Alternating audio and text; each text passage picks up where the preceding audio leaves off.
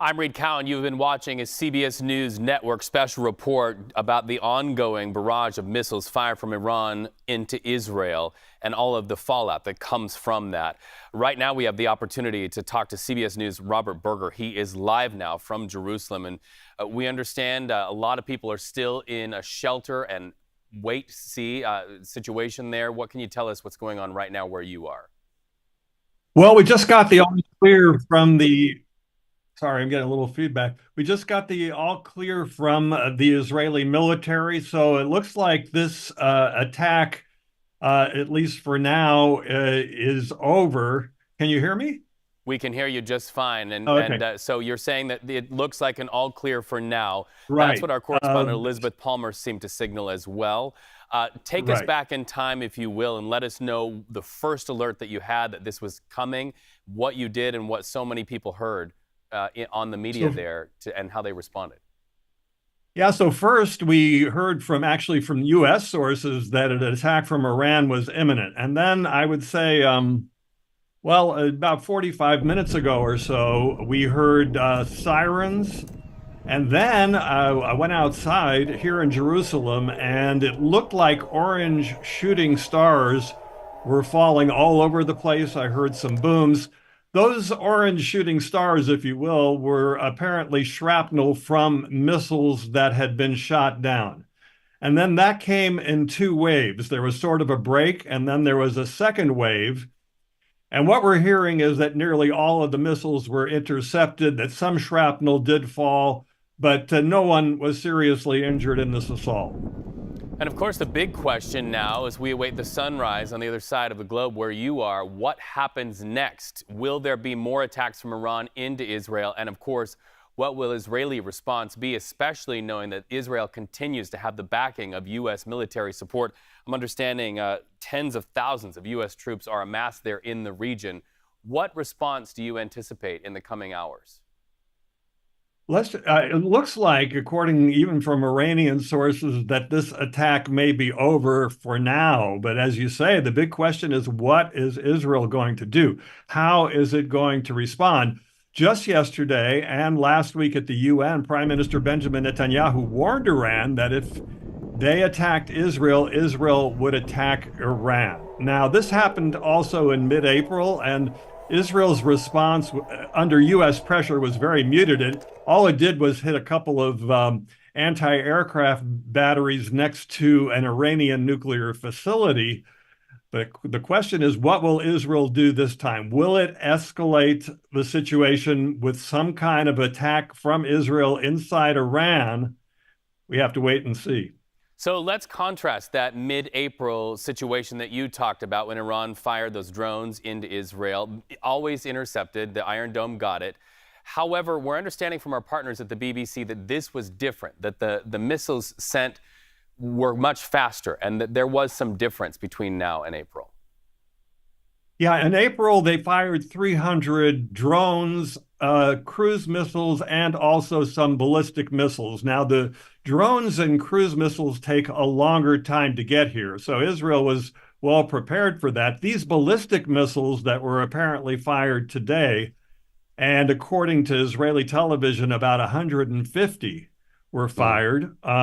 They get here a lot faster. It only takes about 12 minutes, and they also carry hundreds of pounds of warheads. So this is really a major attack and escalation by Iran. And I think Israel, last time they were pressured by the U.S. not to respond, but the U.S. has said clearly this time that there would be severe consequences for this attack.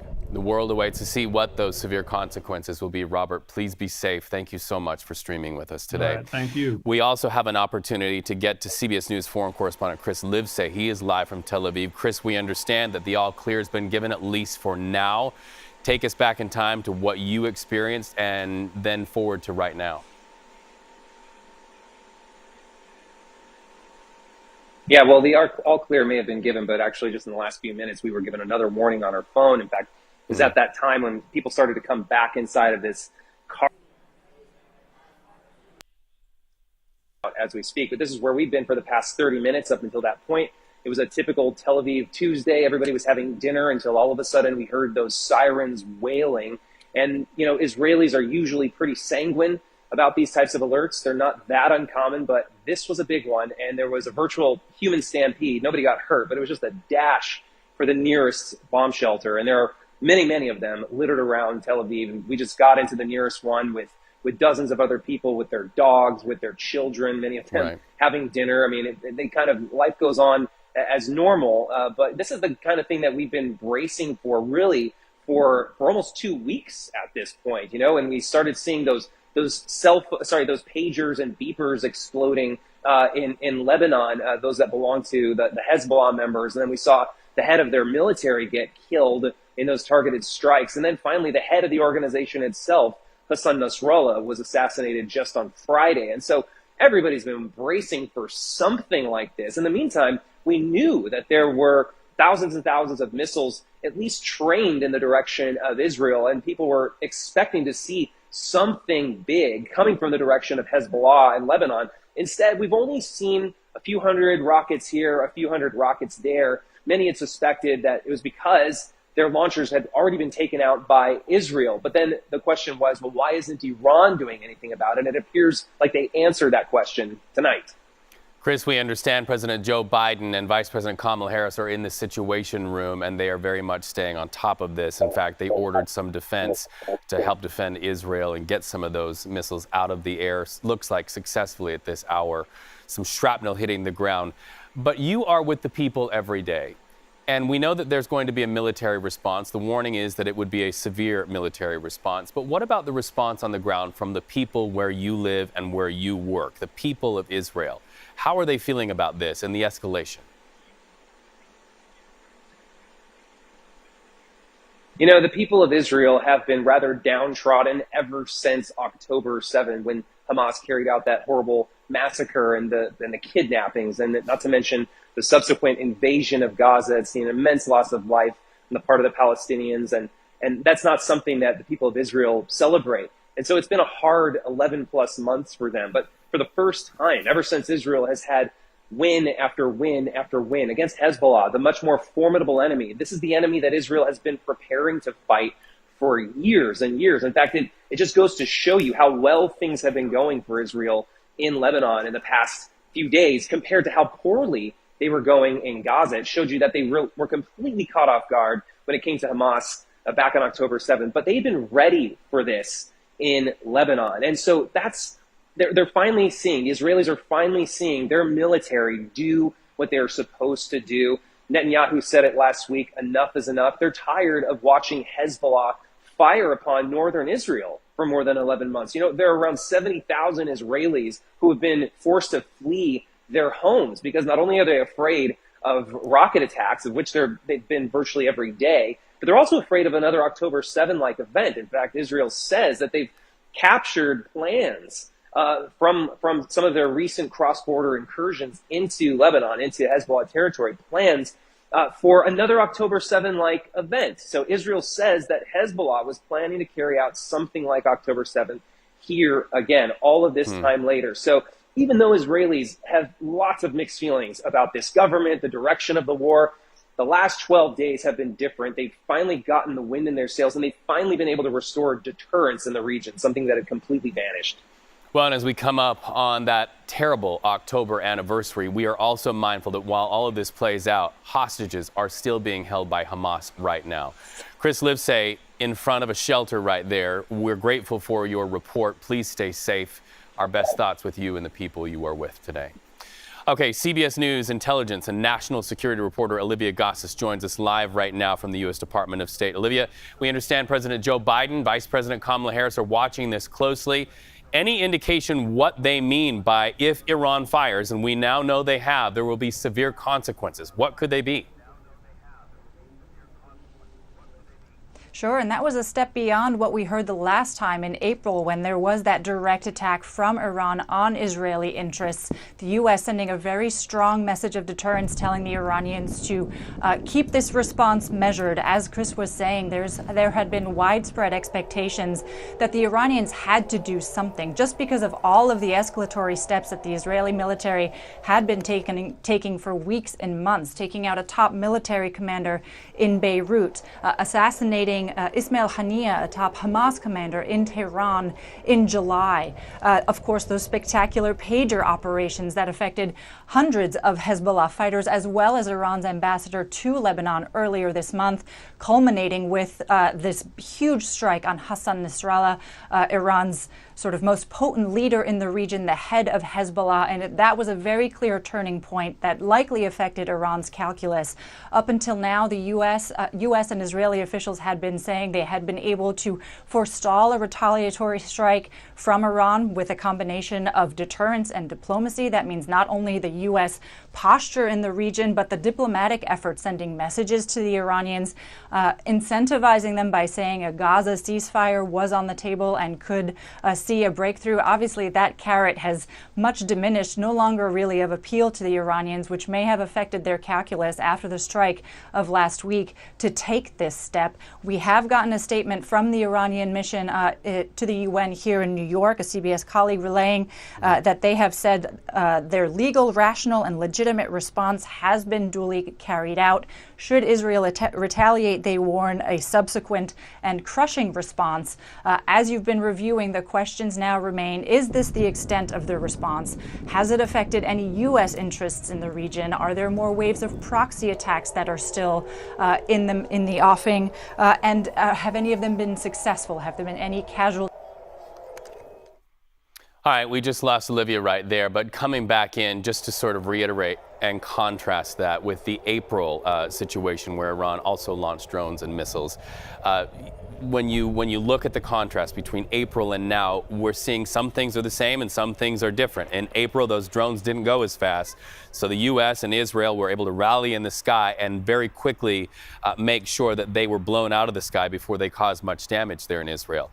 This was different. This was different. We understand that this time the missiles were faster, and so the scramble was quicker. But also, going back to April, we saw after the first barrage of missiles and the drones, Iran did what they just did a moment ago that Olivia just broke here on CBS News 24/7, and they said that basically the mission has been realized. And, then it begs the question, what will the response be? Listen, when the United States says, if you push this button, if you fire, there will be severe consequences, the question is what those consequences will be and when will those consequences be exacted on Iran, on Hezbollah. So we continue to watch this and we continue to compare it to the last time we're in this very same place. Different weapons used, a different speed of weapons used, but a similar situation where in the night we saw what one of our correspondents talked about as looking like orange firecrackers in the sky there.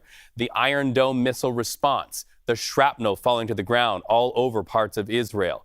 But we also are now starting to see the very similar situation where Iran seems to signal with their language, A, they believe this was justified. In fact, they use the term legal. But B, this now realizes the extent. So is it the extent of it? And how will any escalation and involvement by the United States really prolong this and make this even bigger? Will the United States be drawn in to a larger conflict? Really, we have two situations going on here. In recent days, Lloyd Austin said he hopes for a diplomatic solution. He hopes for talks to be productive, not only with Israel and Hamas, getting a ceasefire in Hamas, getting hostages released, but then over into Lebanon, where Israel is now doing battle, and there's some battle on the ground as well between Israel and Hezbollah in Lebanon. The hopes, though, for diplomacy continue on. But at the same time, those voiced hopes for diplomacy are going on, releases from various governments. We're also seeing U.S. troops amass there in the region, some 40,000 U.S. troops amassing in the region, all of them with the mission, number one, to protect Israel and to protect each other in what is a region that is ever more and increasingly tense. CBS News senior foreign correspondent Elizabeth Palmer joins us live from Tel Aviv. Elizabeth, you've been in and out of shelter in recent hours. The last time we saw you, you were streaming here on CBS News 24/7, but also network television. You were wearing a helmet. It looks like, from the fact that you've taken it off, that things are a little more sedate now. Yes, indeed. We had an all clear from the hotel, so all the guests have come out of the shelters. I can see traffic's picking up on the street. Crucially, Israel, as we heard from the BBC, has opened its airspace. And so that does mean that the attack is over for now. Our colleagues in Tehran have been texting us saying that in Iran, on Iranian television, this is being portrayed as a huge success, that they're claiming that 80% of those ballistic missiles, more than 100, hit their targets, and there's a catastrophe and ruin everywhere. In fact, the IDF is saying that some were not intercepted, and so they're going out to have a look at where they landed. But crucially, there don't seem to be any casualties.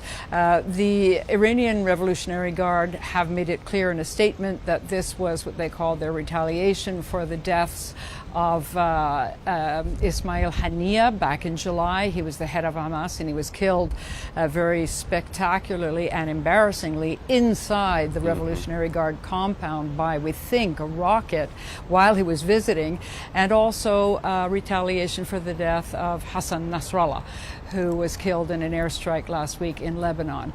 So that appears to put an end to this Iranian escalation, and now everybody's wondering whether Israel is going to respond, and if so, how. You take out the possibility of Israel responding, and you contrast this with what happened in April. There does seem to be some similarity in how Iran sent the drones in, the missiles in, and then said, this is it, this is the chapter closing, so to speak, and then a similar statement tonight relative to that. Do you see that contrast as well? I do, and I think that you have to bear in mind that the Iranians are very much playing to a domestic audience. They had said they would avenge the death of Ismail Haniyeh. The death of Nasrallah has been massively embarrassing in Iran, and they had to be seen to be doing something. We will hear from the Israeli Defense Forces in the coming days whether this was designed to be more a show of force than really designed to do serious damage. It may have been a little bit of shadow boxing, but I mean, very lethal, dangerous shadow boxing, but nevertheless not a prelude to a full-scale war. In Iran, for those who are watching Iranian state TV and they are hearing, as you reported, that this was a resounding success, that 80% of those missiles hit, which we believe to be untrue, are they able to hear reports such as from ours over the internet? Are they able to hear reports from Israel, or are they in a vacuum? What is it like on the other side? People who want to know can know. There are a lot of satellite dishes and now streaming potential, and one huge source of information, very solid source of information, is the BBC, which broadcasts in Persian into Iran. So many people will be watching that either clandestinely or more overtly, but they'll be putting it onto all the social media feeds, Telegram certainly. And so those who want to know can know. There's also a great layer of Iranian society, religious, inclined to support the revolutionaries no matter what, and they won't know, or they will absorb what Iranian state media are telling them because it confirms their biases. It confirms their loyalty to the supreme leader and the regime. But Iran has one of the most active, lively social media networks in the world. And I would say that probably anyone under 30 who wants to know has no trouble finding.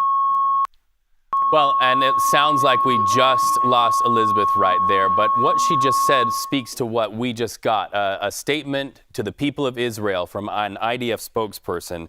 And to that point of information, the flow of information back and forth, it seems that the people of Iran are able in some way to monitor the social media feeds of the people in Israel. And the reason I bring that up is this. This is the admonition from the IDF to the people of Israel. At this very hour, we ask that you do not provide any information to the enemy and refrain from sharing locations or footage from areas where there may have been impacts. So the people here who saw what went on in the sky, who heard the intercepts going off in the sky, who saw the shrapnel fall, and maybe, yes, maybe some of those missiles making contact, they are being told by Israeli Defense Forces, do not photograph it, do not videotape it, do not put it on social media, because in their words, it provides information to the enemy. That statement goes on to say, we are on high alert both defensively and offensively.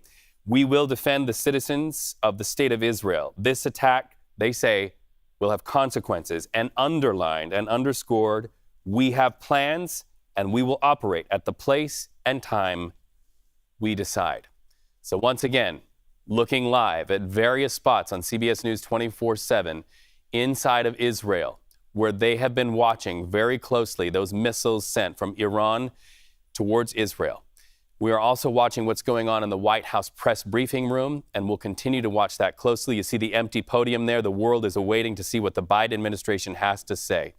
We're going to toss into Errol, who is joining us right now from CBS News headquarters.